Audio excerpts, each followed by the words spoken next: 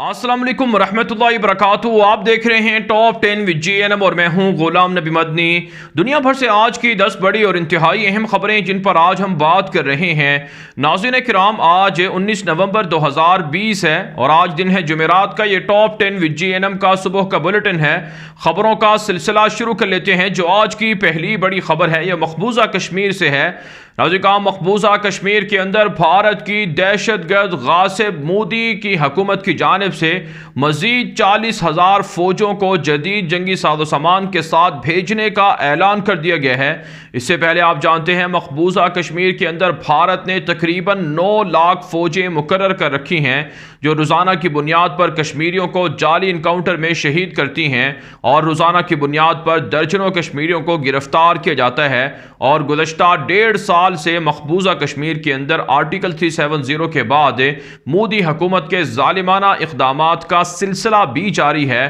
اور اب مزید 40,000 کے لگ بھگ فوجوں کو مقبوضہ کشمیر بھیجا جا رہا ہے جو بھارت کی مودی دہشت گرد حکومت کے اقدامات کو نافذ کریں گے، قوانین کو نافذ کریں گے، کشمیریوں کو گرفتار کریں گے. آپ جانتے ہیں ناظرین کرام تقریباً 25 لاکھ کے لگ بھگ ہندوؤں کو کشمیر کے ڈومیسائل بھی جاری کیے جا چکے ہیں اور مودی حکومت کا خواب ہے کہ ریفرینڈم کروا کے کشمیر کی شناخت کو بدل دیا جائے اور مقبوضہ کشمیر سے مسلمانوں کو ختم کر دیا جائے. اسی کے لیے یہ سب اقدامات کا سلسلہ جاری ہے. جبکہ ناظرین کرام مجاہدین کے تابڑ توڑ حملے بھی مقبوضہ کشمیر میں بھارتی فوج پر جاری ہیں. ایک تازہ گرنیڈ حملہ ہوا ہے جس کے نتیجے میں 15 بھارتی فوجی زخمی ہوئے ہیں اور 8 بھارتی فوجی ہلاک ہوئے ہیں. رواں مہینے اب تک کے بھارت کے فوجیوں کے خلاف جو مجاہدین کے حملے ہیں اس میں 25 سے زائد فوجی زخمی اور مارے جا چکے ہیں. جبکہ مجاہدین نے آنے والے دنوں میں مزید بڑے حملوں کی دھمکیاں بھی دی ہیں.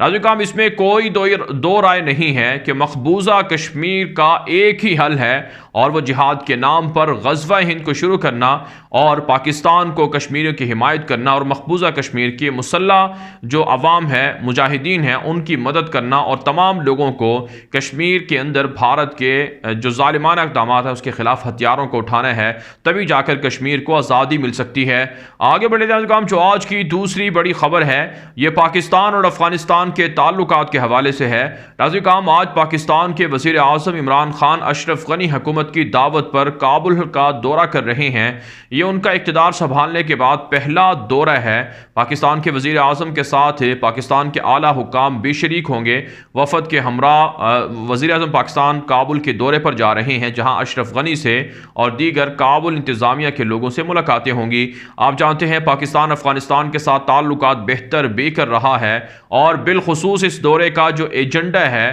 وہ بھارت کے ان مراکز کو، دہشت گردی کے مراکز کو افغانستان کی سرزمین سے ختم کروانا ہے جہاں سے پاکستان کی فوج پر، پاکستان کے شہریوں پر حملے ہوتے ہیں. اور پاکستان افغانستان کی حکومت کو اس حوالے سے ثبوت بھی دے چکا ہے کہ 60 کے قریب ایسے مراکز ہیں جہاں سے بھارت دہشت گردوں کو تربیت دے کر پاکستان پر حملے کرواتا ہے. ان دہشت گردی کے مراکز کو ختم کروانا ہے. یہی وجہ ہے پاکستان کے وزیر اعظم اب اشرف غنی کو فائنل وارننگ دینے جا رہے ہیں کہ کسی بھی صورت بھارت کے جو دہشت گرد ہیں اور را ایجنسی کے جو لوگ ہیں اور جو دیگر دہشت گرد عناصر ہیں وہ پاکستان پر حملہ نہ کریں ورنہ اس کا خمیازہ کابل حکومت کو بھگتنا پڑے گا. پھر اس کے علاوہ ناظرین کرام آپ جانتے ہیں افغانستان میں قیام امن کے حوالے سے پاکستان افغان حکومت کے ساتھ اور طالبان کے ساتھ رابطے میں ہے. دونوں کے درمیان صلح کروانے کی کوشش کی جا رہی ہے اور طالبان امارت اسلامیہ کو بحال بھی کرنے جا رہے ہیں. اور ٹرمپ کے اقتدار کے بعد جو بائیڈن کے دور میں افغانستان کا مستقبل پالیسیز کیا ہوں گی اس حوالے سے بھی ڈسکشن ہوگی.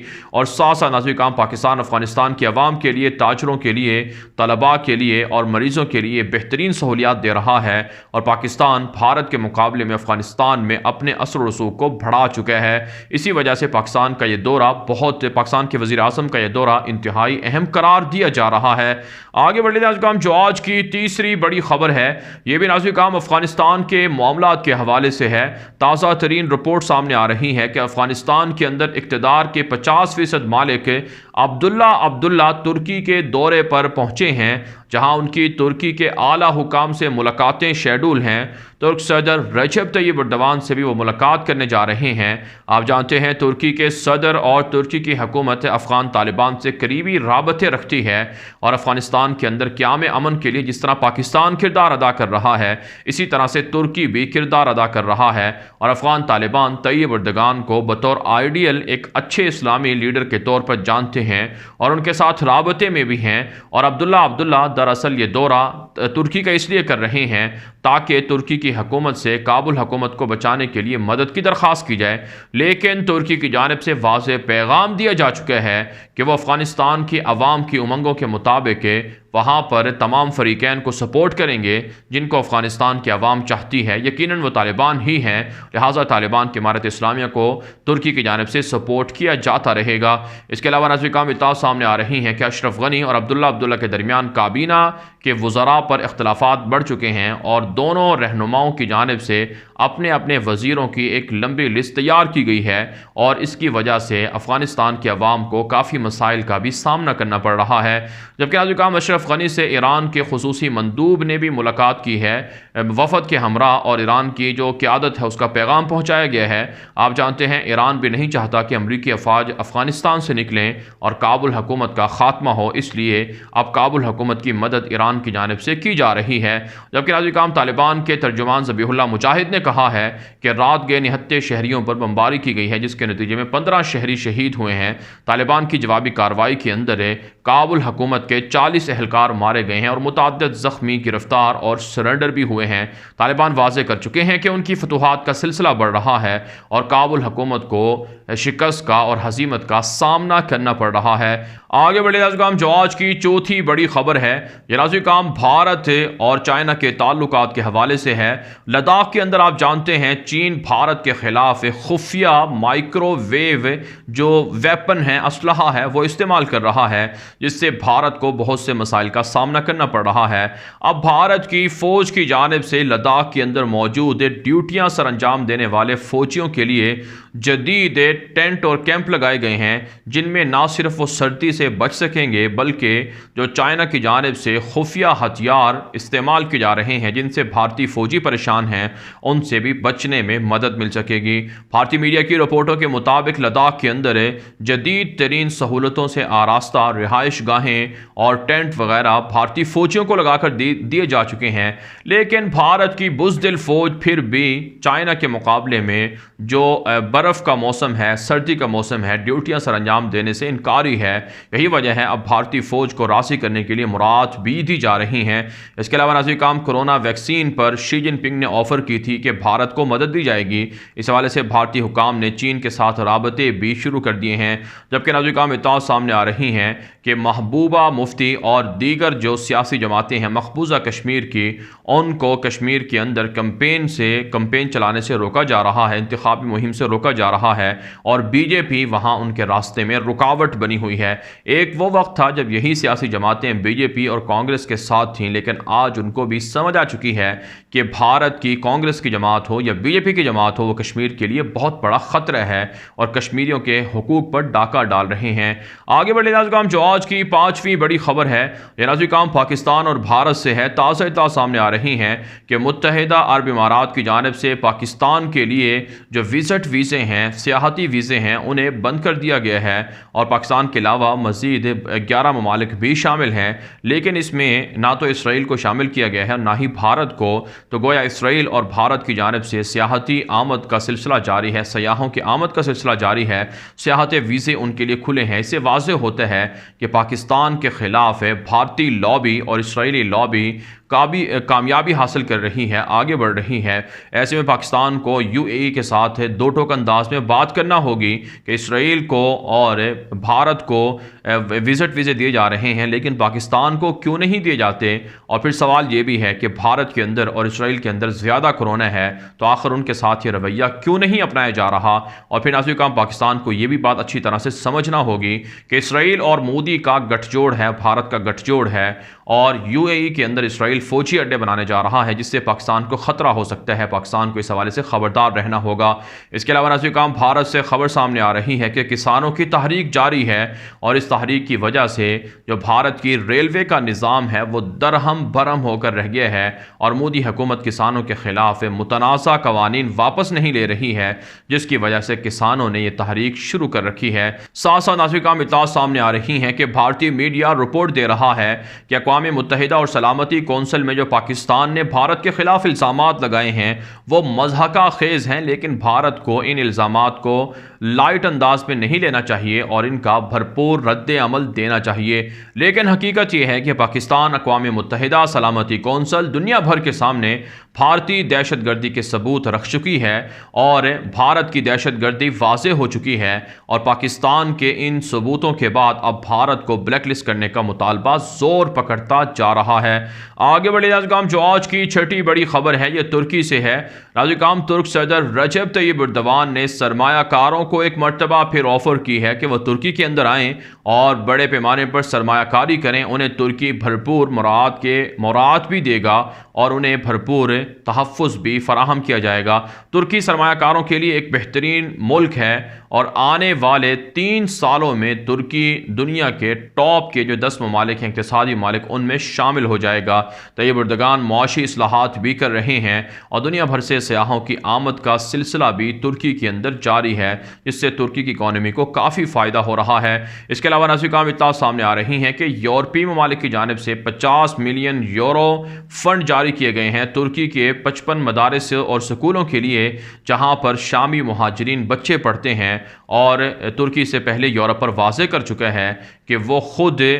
جو شامی مہاجرین ہیں تنہا ان کی کفالت نہیں کر سکتا ہے، اس لیے یورپ کو بھی مدد کرنا ہوگی۔ اس کے علاوہ ناظرین اطلاعات سامنے آ رہی ہیں کہ ترکی کے اندر موجود اور مقیم مصر کے ایک شہری نے ترکی کی عدالت میں مقدمہ دائر کیا ہے ڈکٹیٹر عبدالفتاح السیسی اور ان کے 29 دیگر جو کابینہ کے لوگ ہیں، اعلیٰ عہدیدار ہیں، ان کے خلاف ہے، اور مصر کے شہری نے ترکی کی عدالت سے مطالبہ کیا ہے کہ انسانی حقوق کی جو سنگین خلاف ورزیاں مصر کے اندر جاری ہیں اس پر ڈکٹیٹر عبدالفتاح السیسی کو اور ان کے حواریوں کو اور ان کے مشیروں وزیروں کے خلاف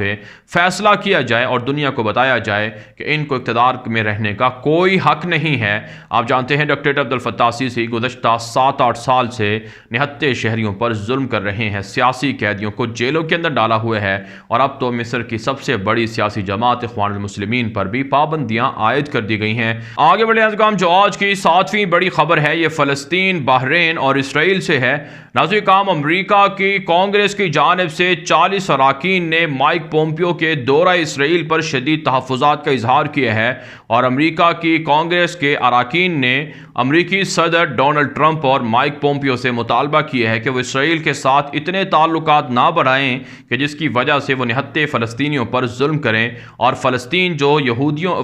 کے اندر جو اسرائیل کے یہودی آبادکاری کر رہے ہیں اور وہاں فلسطینیوں کے گھروں کو گرایا جا رہا ہے، یہ قابل مذمت عمل ہے، اور یہ سب کچھ امریکہ کے نرم رویوں کے بعد اسرائیل کر رہا ہے، لہٰذا اسرائیل کے ساتھ امریکہ کو اپنے تعلقات پر غور کرنا چاہیے۔ آپ جانتے ہیں ناظرین، امریکہ کے صدر ڈونلڈ ٹرمپ کے زمانے میں اسرائیل کے یہودیوں نے وہ کام کیے ہیں جو اس سے پہلے 70 سالوں میں یہودی نہیں کر سکے تھے، اور اب نوبت یہاں تک آ پہنچی ہے کہ فلسطینیوں کے گھروں کو گرا کر بڑے پیمانے پر یہودی آبادکاری کا سلسلہ تیز کر دیا گیا ہے۔ جبکہ ناظرین، بحرین کے وزیر خارجہ بھی آج وفد کے ہمراہ اسرائیل کے پہلے دورے پر پہنچے تھے، جہاں انہوں نے اسرائیل کے اندر بحرین کے سفارت خانہ کھولنے کی اجازت طلب کی ہے، اور جلد دونوں ملک ایک دوسرے کے ہاں سفارت خانے بھی کھول رہے ہیں۔ جب سے اسرائیل کے ساتھ عربوں کے تعلقات بڑھ رہے ہیں، تب سے فلسطینیوں پر اسرائیل کے حملوں میں بھی اضافہ ہو چکا ہے۔ اس کے علاوہ ناظرین، اطلاعات سامنے آ رہی ہیں کہ سابق ایسے قیدی جن کو جہاد کے جرم میں یا اسرائیلیوں پر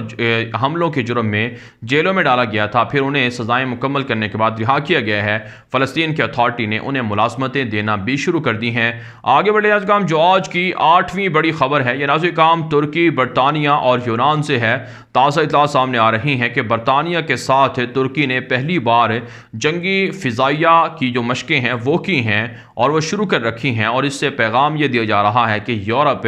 ترکی کے خلاف سازشیں کرنے سے باز رہے۔ یورپ کا ایک بڑا ملک برطانیہ ترکی کا حامی ہے، اور ایسے کام آپ جانتے ہیں ترکی بحر متوسط کے اندر گیس اور پیٹرول کے ذخائر تلاش کر رہا ہے، جس پر یونان کو، فرانس کو اور جرمنی وغیرہ کو اعتراضات ہیں، لیکن اس میں برطانیہ ترکی کا ساتھ دے رہا ہے۔ اس کے علاوہ نازل کام اطلاع سامنے آ رہی ہیں کہ یونان کے اندر شامی مہاجرین کو زبردستی نکالا جا رہا ہے، انہیں تنگ کیا جا رہا ہے، اور سمندری راستے سے جو مہاجرین یونان جانا چاہتے ہیں انہیں یا تو ڈبو دیا جاتا ہے یا انہیں واپس ترکی کی طرف روانہ کر دیا جاتا ہے، اور ترکی کی جانب سے شام کی مہاجرین کو اور یونان سے نکالے گئے مہاجرین کی بھرپور مدد اور حمایت کی جا رہی ہے۔ لیکن ترکی نے یورپ سے مطالبہ کیا ہے کہ انسانی حقوق کے چیمپئن بننے والے یورپ کو چاہیے کہ وہ شامی مہاجرین کی کفالت کریں اور ان کو مناسب سہولیات دیں۔ اگر یہی معاملہ مسلمان ملکوں کے اندر ہوتا تو یورپ کے اندر ایک طوفان کھڑا کر دیا جاتا اور مسلمانوں کو انسانی حقوق کی وائلیشن کا ذمہ دار یا اس کا مجرم قرار دیا جاتا۔ آگے بڑھے نازل کام جو آج کی 9ویں بڑی خبر ہے، یہ نازل کام امریکہ، چائنا اور ایران سے ہے۔ تازہ اطلاع سامنے آ رہی ہیں کہ امریکی صدر ڈونلڈ ٹرمپ تاحال الیکشن میں دھاندلی پر مصر ہیں، اور ٹرمپ کا کہنا ہے کہ مختلف ایسی جگہ بھی ہیں اور ایسی ریاستیں بھی ہیں جہاں پر رجسٹرڈ ووٹوں سے زائد ووٹ ڈالے گئے ہیں اور ان کی گنتی کی گئی ہے۔ یہی وجہ نازل کام ٹرمپ نے دھاندلی کے خلاف ٹویٹر پر، میڈیا پر کمپین شروع کر رکھی ہے، اور ٹرمپ اگلے مہینے سے بڑے پیمانے پر احتجاجی مظاہرے بھی شروع کرنے جا رہے ہیں۔ اس کے علاوہ نازل کام ٹرمپ کی جانب سے الیکشن کے اندر جو سیکیورٹی کے چیف تھے ان کو بھی عہدے سے اس وجہ سے ہٹا دیا گیا ہے کیونکہ وہ ٹرمپ کے موقف کی حمایت نہیں کر رہے تھے، اور دیگر بڑے عہدوں سے بھی جو اعلیٰ عہدیدار ہیں ان کو ہٹایا جا رہا ہے، جبکہ جو بائیڈن کی جانب سے ٹرمپ کے الزامات کی نفی کی گئی ہے، اور جو بائیڈن کی ڈیموکریٹ پارٹی بھی ٹرمپ کے مد مقابل جو قانونی کارروائی ہے وہ بھی کر رہی ہے، اور ساتھ ساتھ مختلف ریاستوں میں ریپبلکن اور ڈیموکریٹ پارٹی کے حامی آمنے سامنے ہیں، ان کے درمیان جھڑپیں بھی ہو رہی ہیں۔ اس کے علاوہ نازل کام امریکہ نے دعویٰ کیا ہے کہ چین کے لیے جاسوسی کرنے والے ایک انجینئر کو گرفتار کر لیا گیا ہے، اور چین کے ساتھ جو جاسوسی کے معاملات ہیں وہ بڑھ رہے ہیں، اور چائنا امریکہ کے اندر مداخلت کر رہا ہے۔ ساتھ ساتھ نازل کام ایرانی صدر حسن روحانی نے اپنے ایک بیان میں کہا ہے کہ جو بائیڈن کی آنے والی انتظامیہ ایران کے حق میں بہتر ہوگی، اور امریکہ اور ایران کے تعلقات کی بہتری سے دنیا اور مشرق وسطیٰ کے اندر امن پیدا ہوگا۔ آگے بڑھے نازل کام جو آج کی 10ویں بڑی خبر ہے، یہ نازل کام مختلف افریقی ملکوں اور جرمنی سے ہے۔ تازہ اطلاع سامنے آ رہی ہیں کہ جرمنی کے اندر مظاہرین نے احتجاج کیے ہیں حکومت کے لاک ڈاؤن کے فیصلے کے خلاف، اور عوام کا مطالبہ ہے لاک ڈاؤن اور کرونا سختیوں اور پابندیوں کی وجہ سے لوگوں کو نقصان ہو رہا ہے، لہٰذا لوگوں کے نقصانات کا ازالہ کیا جائے۔ اس کے علاوہ نازل کام کانگو کے اندر مسلح جنگجوؤں نے حملہ کر کے 30 سے زائد اہلکاروں کو، جن میں فوجی بھی شامل ہیں، ان کو مار ڈالا ہے، جبکہ نائجیریا کے اندر بوکو حرام کے حملے میں ایک ہیلی کاپٹر تباہ اور 5 لوگ مارے گئے ہیں۔ اس کے علاوہ نازل کام ایتھوپیا کے اندر حکومت اور مسلح جنگجو تغرائے کے اندر ہیں ان کے درمیان جھڑپیں جاری ہیں، جس میں متعدد حکومتی اور مسلح جنگجو مارے جا رہے ہیں، اور اس جنگ کی وجہ سے جو گزشتہ 2-3 ہفتوں سے جاری ہے تقریباً 40,000 سے زائد مہاجرین کا بحران پیدا ہوا ہے جو سوڈان کی طرف ہجرت کر گئے ہیں۔ اقوام متحدہ نے مسلح جنگجوؤں کے ساتھ جو ایتھوپیا کی حکومت کی جھڑپیں ہیں ان کے خاتمے اور روکنے کا مطالبہ کیا ہے۔ بارہ نازل کام دنیا بھر سے تھی آج کی 10 بڑی خبریں۔ ان خبروں کے حوالے سے آپ کی کیا رائے ہے؟ اپنی رائے کامنٹ کے ذریعے سے ضرور ہم تک پہنچائیں۔ مزید خبروں کے لیے آپ ہمارے ٹویٹر اکاؤنٹس دنیا میرے آگے اور غلام نبی مدنی فالو کر سکتے ہیں۔ آج کے لیے اتنا ہی، اجازت دیجیے، اللہ حافظ۔